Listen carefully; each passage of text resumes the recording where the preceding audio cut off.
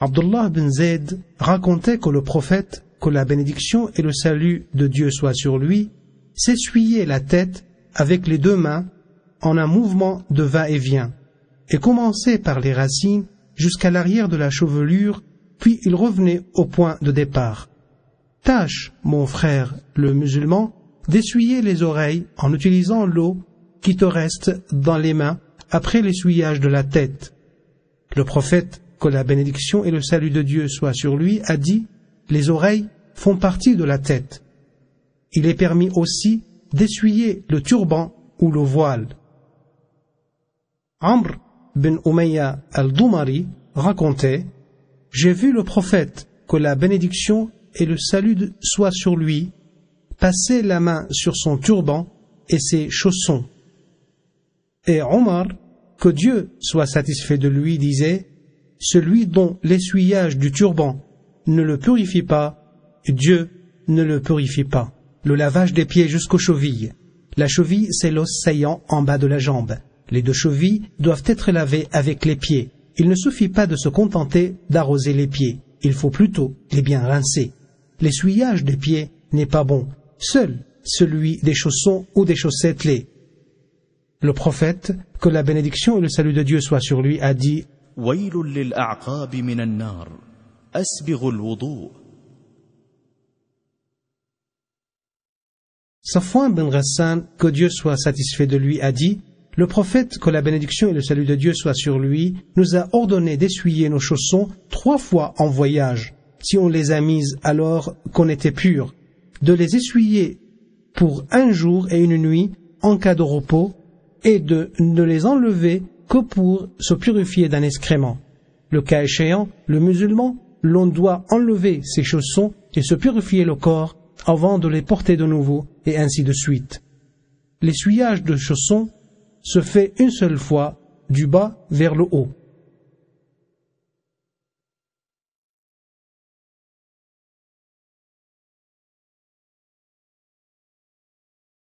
Mon frère le musulman, les ablutions ne sont pas correctes s'il y a quelque chose qui empêche l'eau de toucher l'organe, comme la teinture, la graisse, la cire, le vernis à ongles pour les femmes, etc.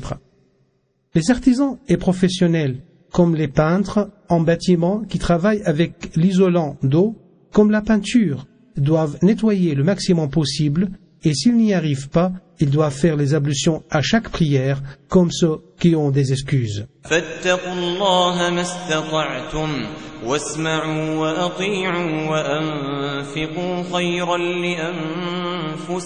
Le tayammum, les ablutions sèches.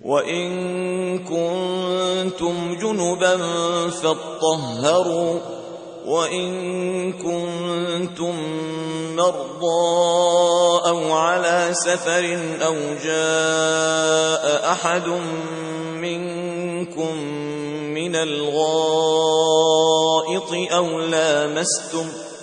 أو لامستم النساء فلم تجدوا ماء فتيمموا صعيدا طيبا فامسحوا بوجوهكم وأيديكم منه ما يريد الله ليجعل عليكم من حرج ولكن يريد ليطهركم وليتم نعمته عليكم لعلكم تشكرون. Dieu a privilégié la loi islamique en la facilitant et en levant le gêne. Un de ses faveurs est l'autorisation du tayammum.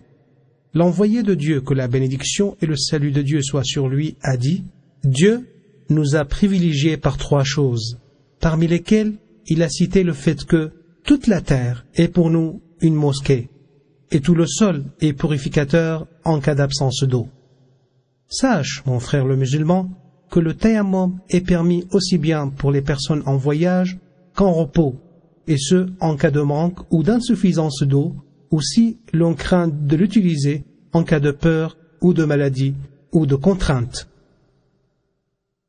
Caractéristique du tayammum: toucher le sol par la paume de la main, puis essuyez le visage et les mains avec et dans l'ordre indiqué. L'essuyage du visage se fait du haut vers le bas. Quant à celui des mains, on essuie le dos de la main droite par la paume de la main gauche, puis le dos de la main gauche par la paume de la main droite.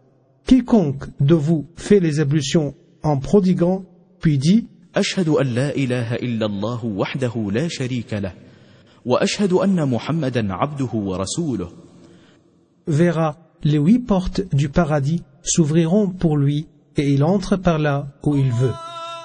C'est un signe de clémence de la part de Dieu envers les musulmans que de leur avoir utilisé l'appel à la prière pour leur rappeler que le temps de la prière est venu afin qu'ils s'y préparent et répondent à l'appel de Dieu.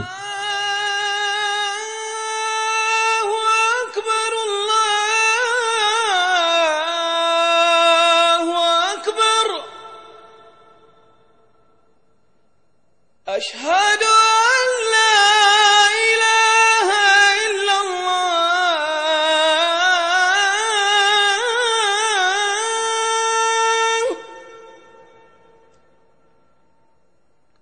أشهد أن لا إله إلا الله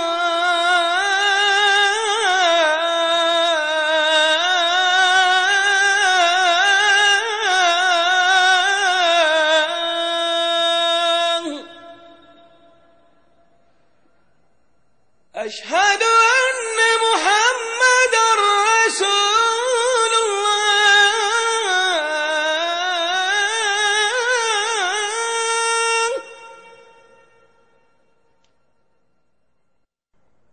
أشهد أن محمدا Cela concrétise par la répétition de l'adhan avec le muezzin, sauf lorsqu'il dit Hayya ala salat, Hayya ala al-falah.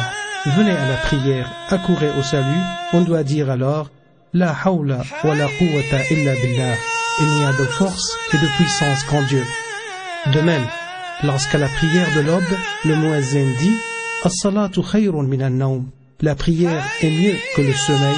Répète-le après lui, et lorsqu'il dit Qad qamat as-salat, la prière a commencé, on dit Qamaha, Allahu wa adamaha.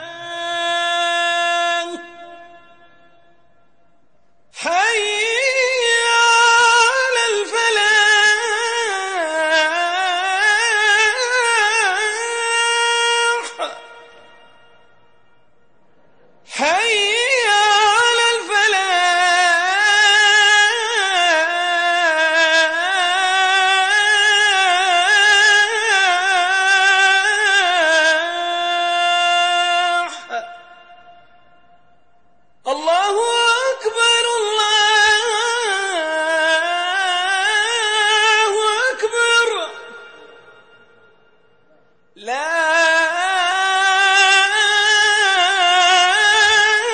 إله إلا الله